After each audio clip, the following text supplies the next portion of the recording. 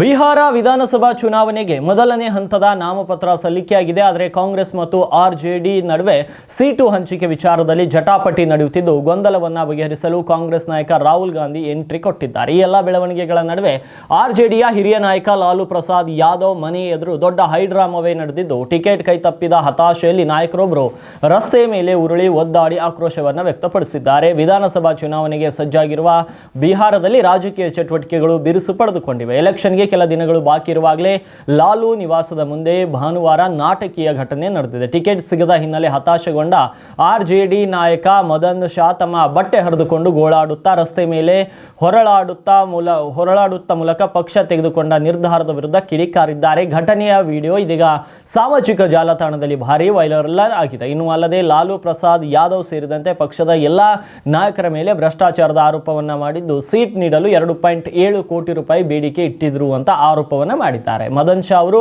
ಹಲವು ವರ್ಷಗಳಿಂದ ಪಕ್ಷದ ಸಕ್ರಿಯ ಕಾರ್ಯಕರ್ತರಾಗಿದ್ದು, 2020ರ ಚುನಾವಣೆಯಲ್ಲಿ ಮಧುಬಾನ್ ಕ್ಷೇತ್ರದಿಂದ ಬಿಜೆಪಿ ಅಭ್ಯರ್ಥಿ ವಿರುದ್ಧ ಸ್ಪರ್ಧಿಸಿ ಸೋತಿದ್ರು. ಆದರೆ ಈ ಬಾರಿ ಟಿಕೆಟ್ ಸಿಗುವ ನಿರೀಕ್ಷೆಯಲ್ಲಿದ್ದ ಶಾ ಟಿಕೆಟ್ ನೀಡದೆ ಪಕ್ಷ ಶಾಕ್ ನೀಡಿದ್ದು, ಪಕ್ಷದ ಈ ನಿರ್ಧಾರದ ವಿರುದ್ಧ ಅಸಮಾಧಾನವನ್ನ ಹೊರಹಾಕಿದ್ದಾರೆ.